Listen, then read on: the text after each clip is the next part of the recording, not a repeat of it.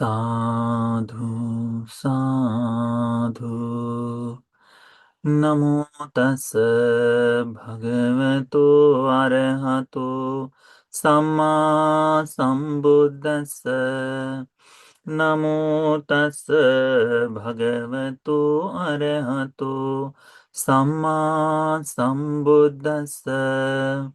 नमो तस् भगवतो अरहतो सम्मा संबुद्धस्स।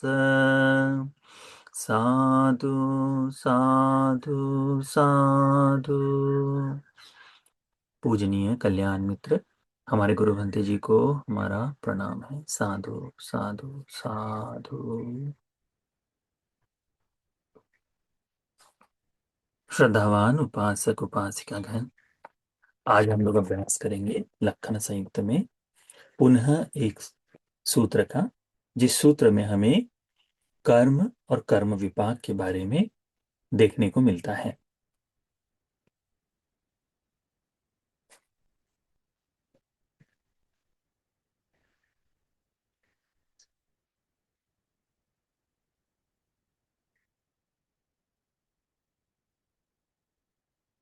इस सूत्र में हम लोग अभ्यास करेंगे आज द्वितीय सुचि लोम सूत्र।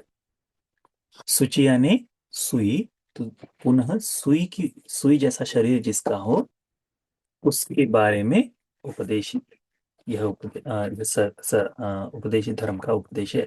द्वितीय सुचि लोम, तो जिसके शरीर के जो बाल हैं यह सुई की तरह है, परंतु इसमें और थोड़ा सा बहुत सा अंतर देखने को मिलता है। यह सूत्र उसी तरह से आरंभ होता है कि एक समय हमारे शास्त्रा लोकनाथ तथागत सम्मा संबुद्ध जी राजगृह में विराजमान थे, वेलुवन में, कलंदक निवाप में। तब लखन भंते तथा महामुगलायन भंते, ये दोनों गिज्जकूट पर्वत पर रह रहे थे।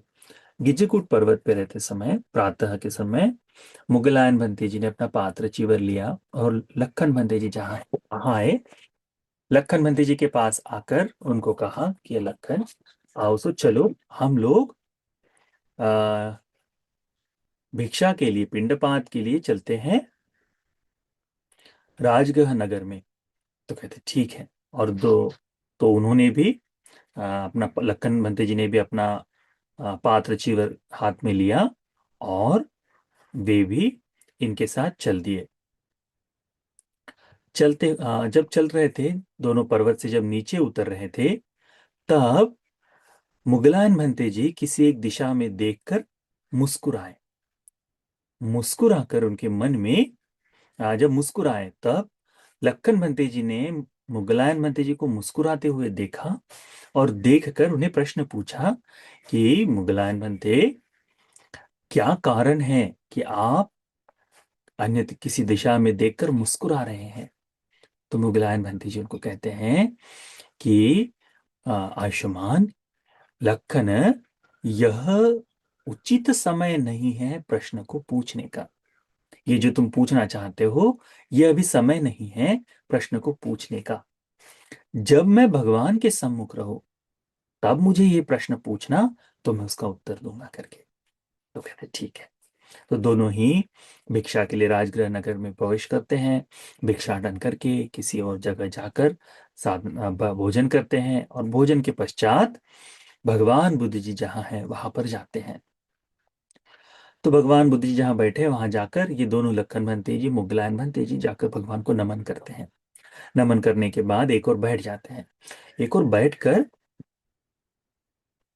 लक्कन भंते जी भगवान के सम्मुख मुगलायन भंते जी को यही याद दिलाते हैं कि मुगलायन भंते, आपने कहा था कि भगवान के सम्मुख याद दिलाना। तो ठीक है। तो पूछते हैं भंते, जब हम लोग गिज्जकूट पर्वत से नीचे उतर रहे थे तब आपने किसी एक प्रदेश को देखकर मुस्कुराए थे, स्मित हास्य प्रकट किए थे।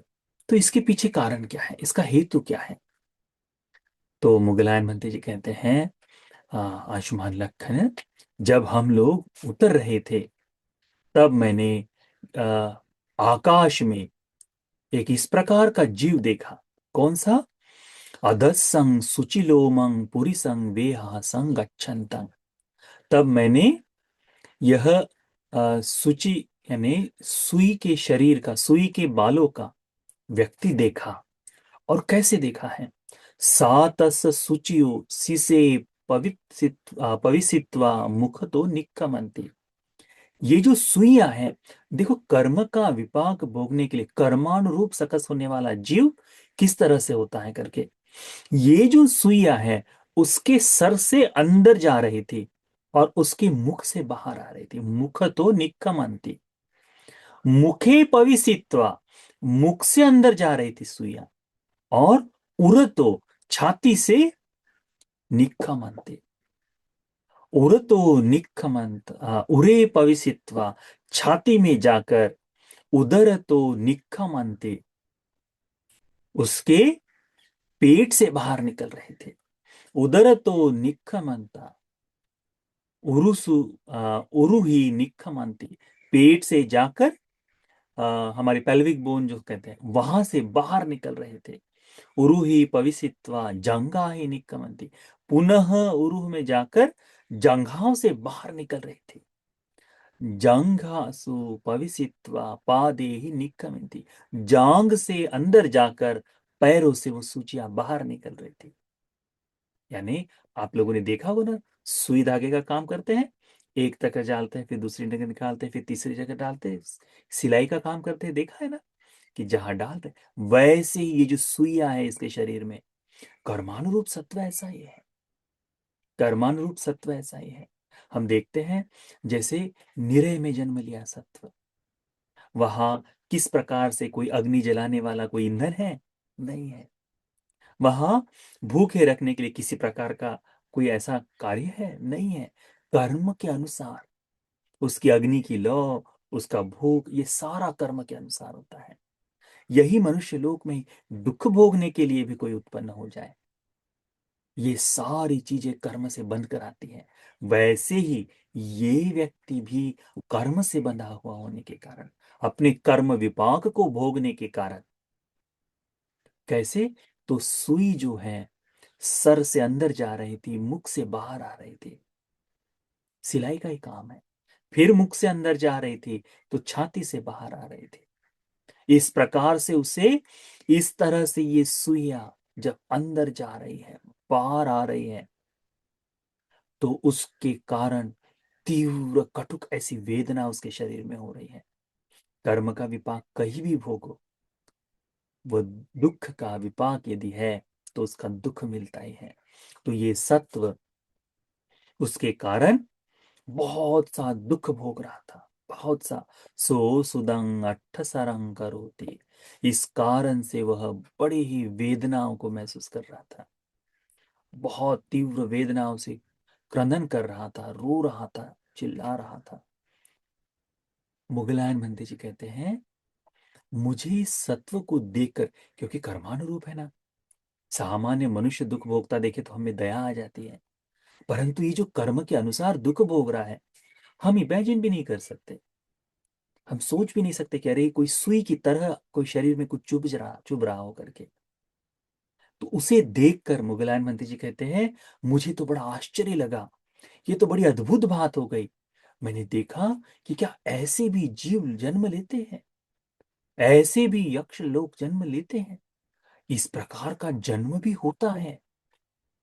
यानी जीव तो है ही, परंतु जन्म का स्थान भी ऐसा है करके मुझे देखकर बड़ा आश्चर्य लगा।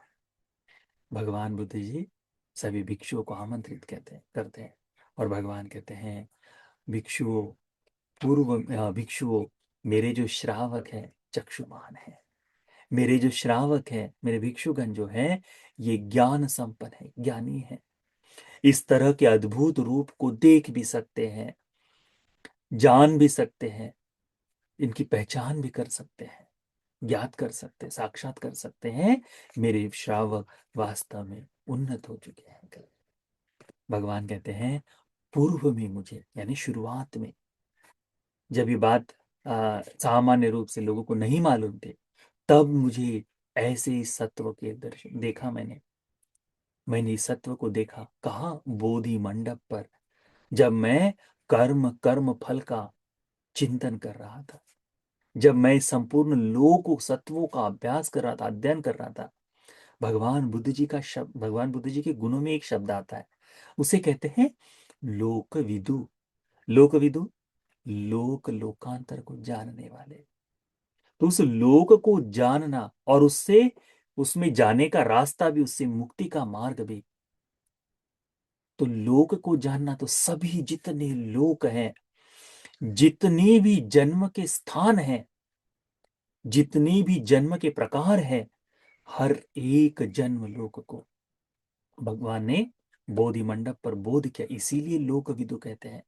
केवल मनुष्यों को जानते हैं इसलिए नहीं, केवल देवताओं को जानते हैं इसलिए नहीं, चार अपाय के जितने भी प्रकार है, जितनी भी दुख है, उन सबको हमारे भगवान जानते हैं। इस प्रकार जानने के कारण भगवान कहते हैं कि मैंने देखा, परंतु मैंने इसका विस्तार नहीं किया, मैंने यह बात लोगों को नहीं बताई। क्यों नहीं बताई? यदि मैं कहूं और लोग इस पर विश्वास न करें, तो ये उनके दीर्घकाल के लिए, अहित के लिए, दुख के लिए होगा करके, दीर्घकाल अहित और दुख के लिए होगा करके। तो भगवान कहते हैं ये जो सत्व है, अभी तो मुगलान मंत्री जी ने देख लिया है, इसीलिए भगवान अभी इसके बारे में विस्तार कर सकते हैं। भगवान कहते हैं ये सो भिक्कवे सत्तो राजगहे आ, सूचको अहोसी। राजगह नगर में सूचनाएं देने वाला, ठीक है, यानी अ, एक जगह की बात दूसरी जगह को बताने वाला, यहां से वहां, परंतु पापी है। कैसी बात बताता है? कि वह इससे सुनकर उनमें कैसे विवाद हो जाए, यहां झगड़ा कैसे लग जाए, इस तरह से वो बात बताता है कि इनमें विवाद हो, इनमें झगड़ा हो जाए। कहीं ना कहीं आप देखो ना, एक छोटी सी बात का बतंगड़ बना देते हैं। घर परिवार में जो कलह होते हैं, कैसे होते हैं? ऐसे ही होते हैं। सब कुछ ठीक चल रहा है, कोई बाजू वाला आता है, कहता है अरे तुम्हारी बहू को तो हमने ये करते देखा। अच्छा, ऐसा करते थे? झगड़ा करना शुरू। कोई छोटी सी बात पकड़कर, अरे हमारे यहाँ तो ऐसा होता है, और देखो तुम्हारे घर में तो तुम्हारे साथ ऐसी करती है, करते ही घर में झगड़ा शुरू। दो भाइयों में भी इसी प्रकार से, परिवार में विवाद के लिए किसी एक के द्वारा छोटी सी बात कही जानी चाहिए। दो भाई बचपन से एक साथ रह रहे हैं, निरंतरता से अपना जीवन जिए, छोटे मोटे झगड़े हुए, पर ऐसे विवाद नहीं हुए बड़े झगड़े। अब किसी दूसरे के छोटा सा बताने के बाद भाई से भाई का इतना बैर कि एक दूसरे को देख नहीं सकते। किसके कारण?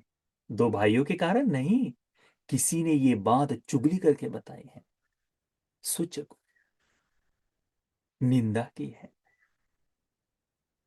तो वो उस कारण से दोनों में कलह, तो पापी इच्छा से कि ये दोनों टूट जाए, इनमें झगड़ा हो जाए, इनमें विवाद हो जाए, ये परिवार विनाश हो जाए, इस तरह की चेतना रखकर वो जो तमाशा देखने के लिए, वो जो विवाद देखने की बड़ी इच्छा, कुछ लोगों को ऐसा लगता है किसी के घर में कलह हो जाए तो बड़ा आनंद आता है, बड़ा आनंद आता है। अच्छा देखो, बड़ा बहुत बता रहे थे, अब भुगतो करके, मैंने तो कुछ नहीं किया। पूरा झगड़ा लगाने के बाद वो कहते हैं हमने तो कुछ भी नहीं किया, हमको तो कुछ भी नहीं मालूम।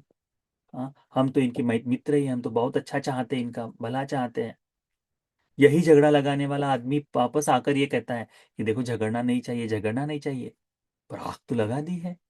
भगवान कहते हैं इस झगड़ा लगाने के कारण, इस निंदा आदि करने के कारण, इसकी बात दूसरे को बताने के कारण, विवाद होने के कारण, यह व्यक्ति उस कर्म विपाक स्वरूप अनेक सौ वर्ष, अनेक सौ हजार वर्ष, अनेक सौ हजारों वर्ष, लाखों वर्ष यह निरय में जाकर दुख को भोगा है, कहते हैं अनेकों वर्ष दुख को भोगा है, कहते हैं भगवान। वहां से निरय में दुख भोगने के पश्चात अवशेष कर्म विपाक स्वरूप वो यहां जन्म लिया है। अब देखो, ये जो निरे में जाकर इतना दुख भोगा है, उसका अवशेष विपाक सुई से चुभोया जाना है जनजीवन भर, तो निरे में किस प्रकार का कर्म विपाक इसने भोगा होगा? उसकी तुलना इस कर्म से कर सकते हैं? इस विपाक से कर सकते हैं? नहीं कर सकते। बचे हुए कर्म विपाक के कारण, बचे हुए अवशेष कर्म विपाक के कारण ये दुख भोग रहा है। भगवान कहते हैं यहां यह जन्म लिया है, इस तरह का बचा हुआ कर्म का विपाक भोग रहा है करके। इसीलिए हमने जानना चाहिए कि कर्म विपाक बड़ा अद्भुत है, बड़ा भयानक है। अपने कर्मों के प्रति सजग होकर मनुष्य पाप कर्म करते समय अंश मात्र, थोड़ी देर के लिए भी उसे नहीं लगता कि इसका विपाक मैं भोगूंगा करके, नहीं लगता। वो आनंद से उस कर्म के विपाक को भोगता है। प्रवचन बताएगा, धर्म की बात बताएगा, सब कुछ करेगा, परंतु कर्म के बारे में खुद नहीं जानता, दुख भोग रहा है। जानने के लिए पता है सब कुछ, फिर भी पाप करता है। इसीलिए हमने सीखना चाहिए कि नहीं, मैं भगवान की वाणी पर विश्वास करने वाला उपासक, उपासिका, मैं भगवान के बताए अनुसार जीवन में ऐसे कर्मों का संग्रह नहीं करूंगा जो मुझे दीर्घकाल यातनाएं दुख विपाक दे। अब प्रेत लोक से बचने के बाद जब मनुष्य लोक में आएगा तो कैसा जीवन होगा? यहां पर भी उसे पुनः उसी प्रकार के कर्म, स्वयं के जीवन में विवादित जीवन जिएगा, जीवन भर झगड़ाई घर में रहेगा, क्योंकि दूसरों के घर को जलाया है ना। इसीलिए हमें जानना चाहिए भगवान बुद्ध जी का ज्ञान अपरिमित। तो यह जो सूत्र है, यह जो धर्म का उपदेश है, आप सभी को द्वितीय सुचिलोम सूत्र है। यह सूत्र आप सभी को कर्म को समझने के लिए, कर्म विपाक को समझने के लिए, धर्म को अच्छी तरह से जान जाने के लिए यह पुण्य उपकारी हो जाए। साधु साधु साधु।